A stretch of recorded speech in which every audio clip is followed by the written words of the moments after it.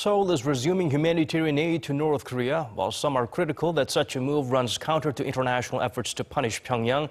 Providing much-needed relief to women and children suffering from food shortage was deemed a separate issue. For now, specifics like date are not finalized yet. Kwon Jang-ho explains further.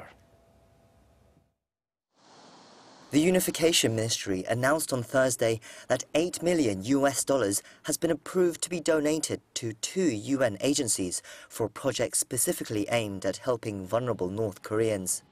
$4.5 million has been earmarked for the World Food Programme, which will provide food to children's hospitals and nurseries.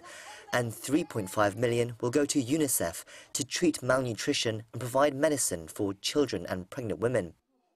UNICEF released a statement earlier on Thursday stressing the urgent need to help children in North Korea, saying that some 200,000 are affected by acute malnutrition and that 350,000 under 5 remain unvaccinated against life-threatening diseases. Seoul's decision comes despite rising tensions with North Korea, but the unification minister stressed that it's an unrelated issue. We have maintained the stance that humanitarian aid should be separate from the political situation. The international community responds to North Korea's provocations with strong sanctions, but it also continues to stress the need to provide aid to the North Korean people.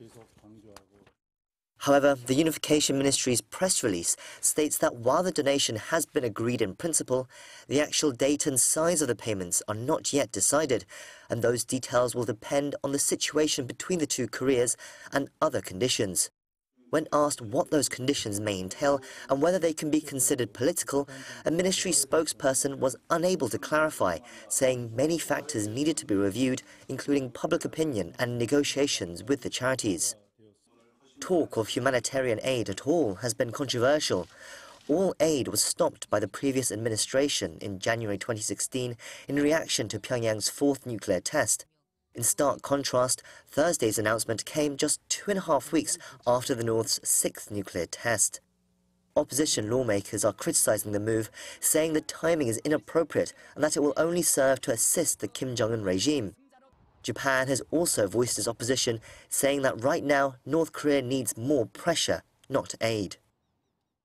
By declaring its intent to provide humanitarian aid, Seoul has signaled that it plans to keep on reaching out to North Korea.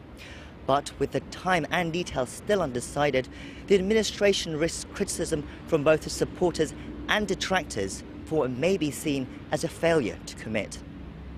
Kwon Jang-ho, Arirang News.